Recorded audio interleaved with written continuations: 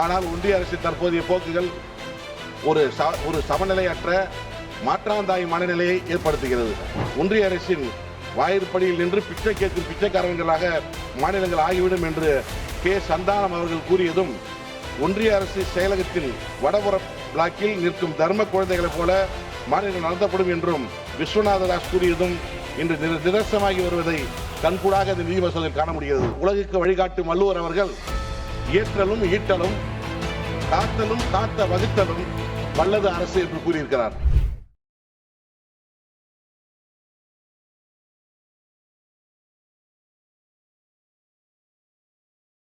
மாண்புமிகு அவைத்தலைவர் அவர்களே, நிதி மசோதாவில் உரையாற்றும் போது பொதுவாக சில திட்டங்களுக்கு ஒதுக்கிய நிதி போதாது என்றும், சில திட்டங்களில் இவையெல்லாம் கருத்தில் கொள்ளப்படுமா என்றும் வினா எழுப்பி இடையளிக்க வேண்டும். ஆனால் இந்த ஒன்றிய அரசின் நிதிநிலை அறிக்கையிலே உணவருந்த காத்திருந்த முன்னாள் வெற்றிகளை மட்டுமே போடப்பட்டு மற்ற பக்கத்து இலைக்காரர்களுக்கு விதவிதமாய் பரிமாறப்பட்டு பார்க்கிற பசியுள்ள ஒருவன் மனநிலையில் தமிழ்நாட்டைச் சார்ந்த நான் உங்கள் முன்னால் நிற்கிறேன்.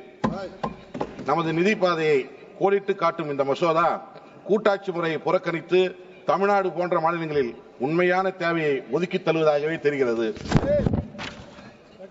நிதி கூட்டாட்சி முறையை அழித்தல். மாண்புமிகு அவைத்தலைவர் அவர்களே, ஒரு மாநிலத்திற்கான வரவு செலவு திட்டத்தை தமிழக முதல்வர் தளபதியார் அவர்களின் வழிகாட்டுதலில் தாக்கல் செய்த போது தமிழ்நாட்டின் எல்லா பகுதிகளையும் எல்லா தரப்பினரையும் உள்ளடக்கியதாக அமைந்திருப்பதாக ஏடுகள் பாராட்டின. ஆனால் ஒன்றிய அரசின் தற்போதைய போக்குகள் ஒரு சமநிலையற்ற மாற்றாந்தாய் மனநிலையை ஏற்படுத்துகிறது.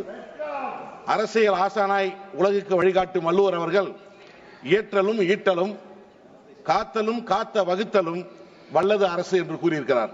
பொருள், வரும் வழிகளை மென்மேலும் இயற்றலும் வந்த பொருட்களை சேர்த்தலும் தவறான வழியில் நிதி போய்விடாமல் காத்தலும் காத்தவற்றை முறையாக வகுத்து செலவு செய்வதுமே நல்ல அரசாகும். தமிழக முதல்வர் தளபதியார் இதை பின்பற்றுகிறார் என்பது உலகறிந்த விஷயம். இப்போது பார்த்தால் வரி வருவாயில் தமிழ்நாட்டிற்கான பங்கு குறிப்பிடத்தக்க சரிவை கண்டுள்ளது.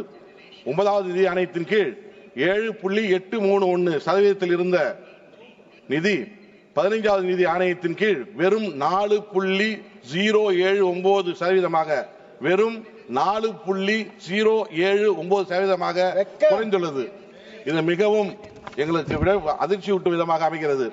அது மட்டுமல்ல, அவைத்தலைவர் அவர்களே, ஜனவரி 2025 ஒன்றிய அரசு 1,73,030 கோடியை வரி பகிர்வு மாநில அரசுகளுக்கு வெளியிட்டது. இதில் தமிழ்நாட்டுக்கு வெறும் 7,057.89 கோடி மட்டுமே ஒதுக்கப்பட்டது. அதே உத்தரப்பிரதேசத்திற்கு 31,039.84 கோடியை பெற்றது. இது மிகவும் வேதனை அளிக்கிறது. இந்த அடிப்படையில் ஏற்றத்தாழ்வு ஒரு வகுப்பில் சிறப்பான செயல்படும் மாணவருக்கு பாடம் நடத்தாமல் தண்டிப்பது போன்றதாகும். இந்த அதிகாரத்தை குவியலோடு கூடிய ஒன்றிய அரசு முறையை அரசியல் வல்லுநர்கள் கடுமையாக குறை கூறியுள்ளார்கள். ஒன்றிய அரசின் வாயிற்படியில் நின்று பிச்சை கேட்கும் பிச்சைக்காரர்களாக மாநிலங்கள் ஆகிவிடும் என்று கே. சந்தானம் அவர்கள் கூறியதும், ஒன்றிய அரசு செயலகத்தின் வடபுற பிளாக்கில் நிற்கும் தர்ம குழந்தைகளைப் போல மாநிலங்கள் நடத்தப்படும் என்றும் விஸ்வநாத தாஸ் கூறியதும் இன்று நிதர்சனமாகி வருவதை கண்கூடாக இந்த நிதி மசோதாவில் காண முடிகிறது. ஜிஎஸ்டி இழப்பீடு. மாண்புமிகு அவைத்தலைவர் அவர்களே, மாநிலங்கள் அடையக்கூடிய வருவாய் இழப்புகளுக்கு இழப்பீடு வழங்குவதற்கான உத்தரவாதங்களுடன் கூடிய சரக்கு மற்றும் சேவை வரி ஜிஎஸ்டி அறிமுகப்படுத்தப்பட்டது. இருப்பினும் இழப்பீட்டு காலம் நிறுத்தப்பட்டதால் மாநிலங்கள் நிதி நிச்சயமற்ற தன்மைக்கு போராடி வருகின்றன.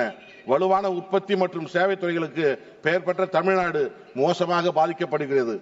கோவிட்-19 இந்த உருவாகிய எதிர்பாராத நிதி நெருக்கடிகள் காரணமாக எமது தமிழ்நாடு அரசு பிற மாநிலங்களும் ஜூன் 30, 2022 அப்பாலும் ஜிஎஸ்டி இழப்பீடு செஸ் வரி நீடிக்க கோரின. ஜிஎஸ்டி இழப்பீடுக்கு ஜெஸ் காலக்கெடு சுமார் 2026 வரை நீடிக்கப்பட்டாலும் கூடுதல் நிதிகள் ஒன்றிய அரசுக்கு பயனளிக்கின்றன. ஆனால் மாநிலங்களுக்கு இழப்பீடு வழங்குவதற்கு ஏற்பாடுகளை உள்ளடக்கவில்லை. மேலும் ஒன்றிய அரசு அது நீடிக்கவில்லை.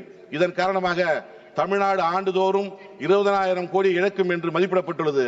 முதலமைச்சர், எங்களது தமிழக முதலமைச்சர் அவர்கள் திரு மு க ஸ்டாலின் 20,000 கோடி இழப்பை குறித்து இந்த பிரச்சனையை தொடர்ந்து எழுப்பி வருகிறார் என்பதை தாங்கள் வழியாக தெரிவித்துக் கொள்கிறேன். விவசாயிகளின் துயரம். நாட்டின் முதுகெலும்பு விவசாயம். தமிழ்நாட்டைச் சேர்ந்த அனைத்து விவசாயிகளும் அதிகரித்து வரும் இயற்கை இடர்பாட்டை சவால்களாக எதிர்கொள்கிறார்கள். அதிகரித்து வரும் செலவுகள் மற்றும் கால மாற்றத்தின் தாக்கங்கள் இவர்கள் நிலை மேலும் மோசமாகியுள்ளது. இருப்பினும் நிதிநிலை மசோதாவில் நிலையான விவசாயத்தை ஆதரிப்பதற்கு கணிசமான நடவடிக்கை இல்லை என்பதை நான் இங்கு கூற விரும்புகிறேன். அடுத்தது பயிர் காப்பீடு திட்டங்களுக்கான ஒதுக்கீடுகள் குறைக்கப்படுவது கவலை அளிக்கிறது. போதுமான காப்பீடு இல்லாமல் விவசாயிகள் இயற்கையின் மாறுபாடுகளை ஆளாக நேருகிறார்கள். பிரதம மந்திரியின் பைசல் பீமா யோஜனாவின் கீழ் செலுத்தப்பட்ட காப்பீடு கோரிக்கைகள் 2017-18 முதல் குறைந்து வருகிறது. 2017-18 இது 29,000 கோடியாக அதிகமாக இருந்தது. ஆனால் 2022-23 இது சுமார் 16,000 கோடியாக குறைக்கப்பட்டு இந்த குறைந்த நிதி என்பது குறைவான கோரிக்கைகள் தீர்க்கப்படும். இதனால் அதிக விவசாயிகள் நிதி நெருக்கடியில் சிக்குவார்கள். சிறு விவசாயிகள் தனியார் கடன் வாங்குவர்களிடமிருந்து அதிக வட்டி விகிதத்தில் கடன் வாங்க வேண்டிய கட்டாயத்தில் உள்ளார்கள். இது அதிகரித்து வரும் கடனை சுயேட்சைக்கு வழிவகுக்கிறது. ஒன்றிய அரசு விவசாயிகளின் துயரங்களுக்கு செவிடாக இருந்த நிலையிலும் மாண்புமிகு தமிழக முதல்வர் மு.க. ஸ்டாலின் தலைமையிலான தமிழ்நாடு அரசு கூட்டுறவு வங்கிகளில் 12,110 கோடி விவசாய கடன்களை தள்ளுபடி செய்தது மட்டுமல்லாமல் 2021 முதல் 25 வரை விவசாயிகளுக்கு வட்டியில்லா கடனாக 54,800 கோடி மதிப்பிலான வட்டியில்லா கடனை வழங்கி விவசாயிகளுக்கு உயிர் கொடுத்துக் கொண்டிருக்கிறது என்பதை அனைவரும் அறிந்த ஒன்று. உட்கட்டமைப்பு மற்றும் புறக்கணிப்பின் கதை பொருளாதார வளர்ச்சியில் முதுகெலும்பு உட்கட்டமைப்பாகும். இருப்பினும் தமிழ்நாட்டில் முக்கிய திட்டங்கள் தொடர்ந்து கவனிக்கப்படவில்லை. 3 ஆண்டு கால தொடர்ச்சியாக போராட்டங்களுக்கு பிறகு சென்னை மெட்ரோ ரயில் விரிவாக்கம் நிதி வெளியிடப்பட்டது. அதேபோல் மதுரை எய்ம்ஸ் திட்டத்தை கட்டுமான பணி அடிக்கல் நாட்டியதோடு சரி, இன்னும் அந்த பணியும் முடியவில்லை. பொதுமக்களுக்கு அந்த பயன்பாடும் அந்த எய்ம்ஸ் மருத்துவமனை அளிக்கப்படவில்லை என்பதை இதன் மூலம் தெரிவித்துக் கொள்கிறேன். ஆனால் தமிழக முதல்வர் அவர்கள் கலைஞர் நூற்றாண்டு என்ற ஒரு மருத்துவமனை 15 மாதங்களிலே 1000 படுக்கை கொண்ட ஒரு மருத்துவமனை உருவாக்கி பொதுமக்களுக்கு பயன்பாட்டில் கொண்டு வந்து அனைத்து மக்களும் பயன்பெறுகிறார்கள் என்பதை இதன் மூலம் தெரிவித்துக் கொள்கிறேன். சமூக நலனை குறைப்பதற்கு உட்படுதல் பின்தங்கிய ஒரு படி. மாண்புமிகு அவைத்தலைவர் அவர்களே, கல்வி, சுகாதாரம் மற்றும் சமூக பாதுகாப்பை உறுதி செய்வதில் மாண்புமிகு தமிழக முதல்வர் அவர்கள் சீரிய காட்டுவதில் தமிழ்நாடு முன்னோடியாக உள்ளது. மகாத்மா காந்தி தேசிய ஊரக வேலைவாய்ப்பு உத்தரவாத சட்டம் MGNRGA, மதிய உணவு மற்றும் விளிம்புநிலை சமூகங்களுக்கான உதவித்தொகை போன்ற திட்டங்களுக்கான நிதி மசோதாவில் குறைப்பு அல்லது தேக்க நிலை பல 10 ஆண்டு காலம் முன்னேற்றத்தை பின்னுக்கு தள்ளும் அச்சுறுத்தி வருகிறது என்பதை இதன் மூலம் தெரிவித்துக் கொள்கிறேன். அந்த MGNRGA மாண்புமிகு அவைத்தலைவர் அவர்களே, தேசிய அளவிலான மகாத்மா காந்தி தேசிய வேலைவாய்ப்பு உறுதி திட்டத்தை MGNRGS செயல்படுத்தி தமிழ்நாடு அரசு எப்பொழுதும் முன்னோடியாக செயல்பட்டு வருகிறது. நபர் நாட்கள் உருவாக்கம், பெண்களின் பங்களிப்பு, மாற்றுத்திறனாளிகளுக்கான வேலை மற்றும் சரியான நேரத்தில் ஊதியம் வழங்குதல், வேலையை முடித்தல் மற்றும் சொத்துக்களை உருவாக்கம் போன்ற அளவுகளில் தமிழ்நாடு எப்பொழுதும் சிறந்து செயல்திறன் கொண்டு மாநிலமாக இருந்து வருகிறது. 24-25 ஆண்டில் 10/3/25 வரை 29.79 கோடி நபர்கள் நாட்கள் எட்டப்பட்டுள்ளது. மேலும் 24-25 ஆண்டிற்கான தொகுதியாளர் பட்ஜெட்டில் 35 கோடி நபருக்கு நாட்களாக திருத்துவதற்கான முன்மொழி இந்திய அரசின் ஊரக வளர்ச்சி அமைப்பிற்கு அனுப்பப்பட்டுள்ளது. அதுபோல 10/3/25 வரை எந்த நிதியும் வெளியிடப்படவில்லை. இதனால் தமிழ்நாட்டில் உள்ள தொழிலாளர்களுக்கு 2.839 கோடி மொத்த ஊதியம் MGNRGA வழங்கப்படவில்லை.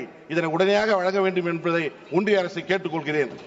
அது மட்டுமல்ல, கல்விக்கு தமிழக முதல்வர் 2,172 கோடி நிறுத்தப்பட்டுள்ளது. ஜல்சக்தி திட்டத்துக்கு 3000 கோடி நிறுத்தப்பட்டுள்ளது. தமிழ்நாட்டு மக்கள் தொடர்ந்து ஒன்றிய அரசால் புறக்கணித்து வருகிறார் என்பதை இதன் மூலம் தெரிவித்துக் கொள்ள நான் கடமைப்பட்டிருக்கிறேன். இந்திய ஒன்றியத்தின் வளர்ச்சி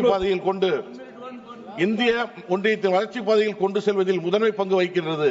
இந்திய ஒன்றியத்தை உலக அளவில் எழுந்து நிற்க செய்வதில் பெரும் பங்காற்றுகிற தமிழ்நாடு போன்ற மாநிலங்களை வலிமைக்க செய்தால் இந்திய ஒன்றியத்தின் நிலை என்னவாகும் இருக்கும் என்பதை இந்த மாமன்றத்தில் சிந்தித்து பார்க்க வேண்டும். ஒவ்வொரு மாநிலமும் செழித்து வளர, ஒவ்வொரு குடிமகனும் முன்னேற்றம் பெற மற்றும் நமது கூட்டாட்சி அமைப்பு வலுவாக இருக்க ஒரு இந்திய ஒன்றியமே எங்கள் தொலைநோக்கு பார்வை. நமது நிதி கொள்கையை இந்த லட்சியங்களை பிரதிபலிப்பதையும் பன்முகத்தன்மையிலும் ஒற்றுமையையும் வளர்ப்பதையும் உறுதி செய்வதும் இந்த மாமன்றத்தின் பொறுப்பாகும். நன்றி, வணக்கம். தமிழ்நாடு போராடும், தமிழ்நாடு வெல்லும்.